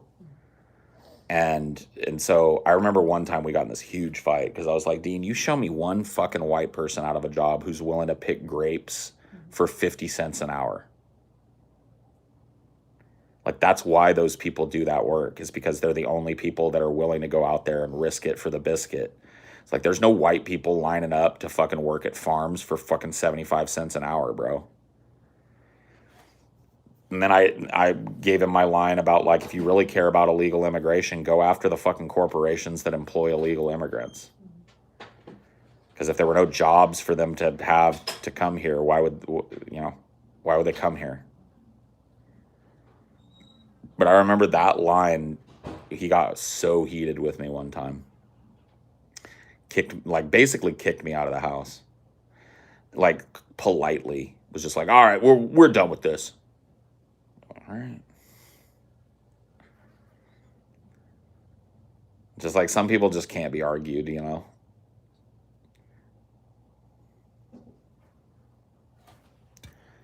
Like, he was not going to be satisfied with any other conclusion that I would come to other than that Mexicans are, and the great thing about it is, growing up in an area that was, you know, had a lot of anti-Hispanic racism in it, there's contradictions inherent in the character of the people that they fucking shit on, right?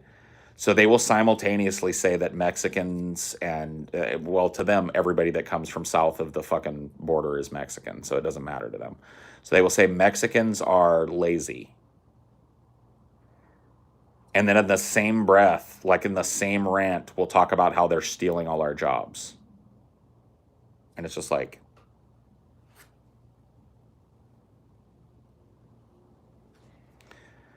how is a fucking horde of lazy people stealing all our jobs? How does that work? Schrodinger's Mexican, yeah.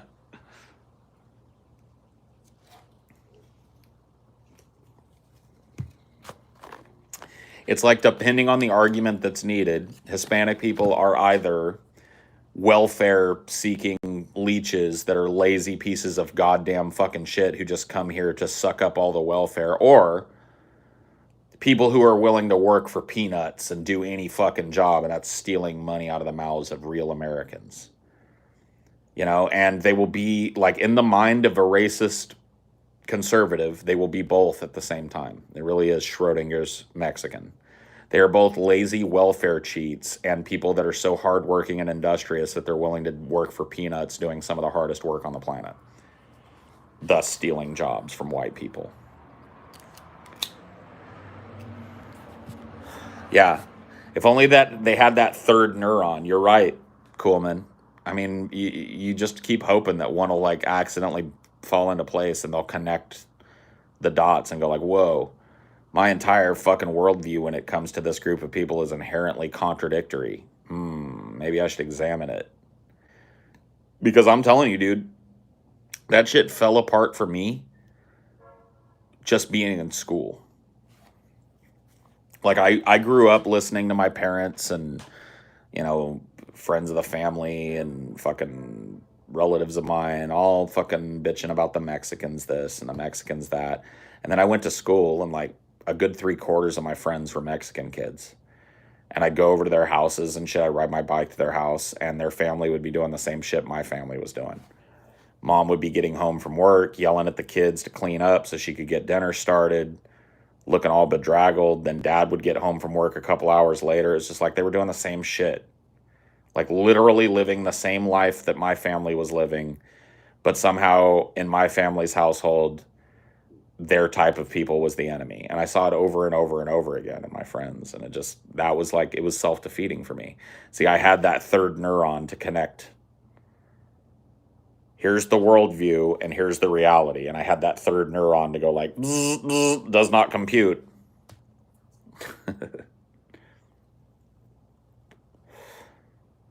Said horrible things about black people. I didn't grow up around a lot of black people, but the few black people that I did know completely and utterly did not conform to any of the shit that I was told about black people. Lazy, violent, stupid, like criminal. None of the black people that I knew fit that at all.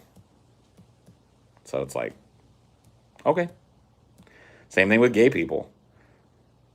Like I grew up at a time where gay people were very maligned, but all the gay people I know or knew was allowed to be exposed to were just totally fucking normal people. Just gay as fuck. Had the same issues that everybody else had, worked the same jobs, had to pay the same taxes and bills. Just human beings.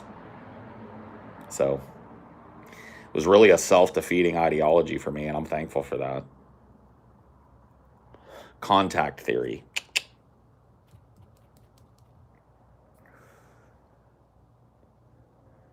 Imagine if I'd been cloistered off with nothing but white people.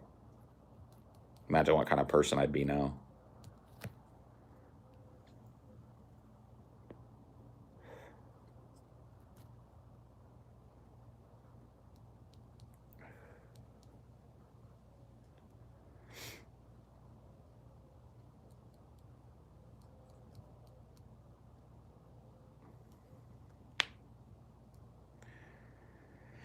Like, I don't mean to pull the I had a black friend card, but my best friend for many, many years was a black dude. Played video games together, watched movies together, smoked weed together, got drunk together, chased girls together. Him being black only came up 1 time or 2 times in our entire fucking relationship, and it was dealing with some fucking racist fuck out in the world.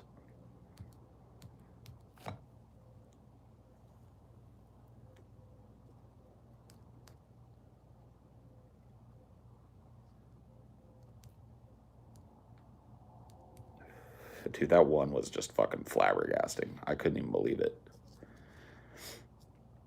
I know I've told you guys this shit before, but it was just like my friend and I, the aforementioned friend, went to go get, we went to the grocery store to get some beer and like a freezer pizza or something. We were just planning on chilling at the house, playing some games. We come out and we're loading up my little Scion, and this fucking guy walks up and he goes, "Is this your car?" And I was like, "Yeah." And he goes, "Man, it's a weird looking car." I was like, "Yeah, they look weird, but it's pretty comfy to drive and stuff, and it does what I need to. A lot of space in the back, And my friend is standing right there, and I won't use the word, but I'll use neighbor instead. He said, "I don't even know a neighbor that would drive this car, man." And I was like, my mind just went blank. I was just like, and I just like got in the car. I was just like, my friend got in the car and I was like, "What the fuck was that?" And he was like,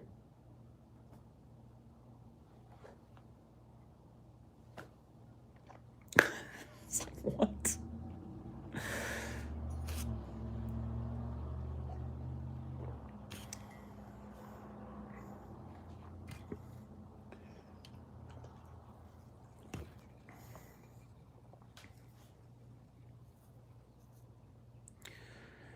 You didn't punch him in the face like a stupid 80s movie? No, I didn't, unfortunately. Literally just blanked my mind out. The other time it happened when I was with this dude, it blanked my fucking mind out too. I've told you guys that story before too. We were going to this club. It was like a cigar club where you could drink and fucking smoke cigars and shit. And he and I just wanted to go fucking chill. And we were behind in line behind this bunch of like frat boys from Fresno State University, all wearing fucking Bulldogs hats and shit, right? They all just got let in, a bunch of white boys. And that was me and my friend. And he had a baseball cap on. And he was like, the fucking guy at the door literally was like, hey, bro, you're gonna have to take your hat off, man. My friend was like, the dudes that just walked in there had their hats on. And he was like, your concern is not the dudes that just walked in. I'm telling you, you can't come in unless you take your hat off. And I just turned around. I just like turned around on my heel and I was like, well, fuck this then. Leave. I'm going to patronize that business. You got to be kidding me. Unreal that something like that like happens. And it was 100% because he was a black dude. 100%. Had he been a fucking white frat boy, he would have just been let in.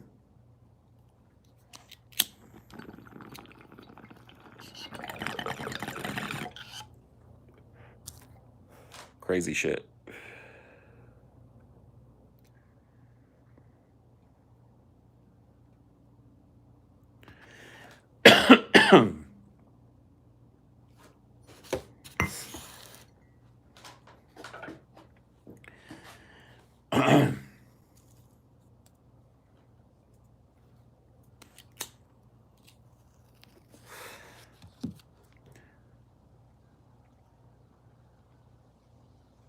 It's weird to me that some people manage to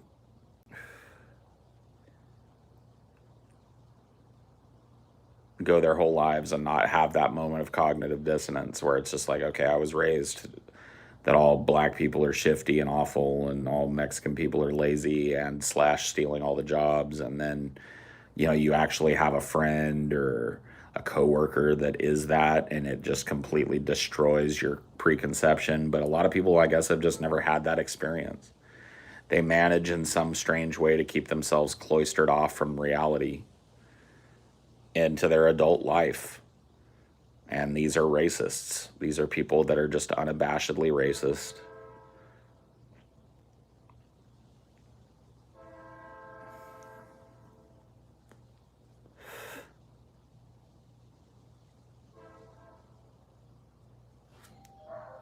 Oh shit.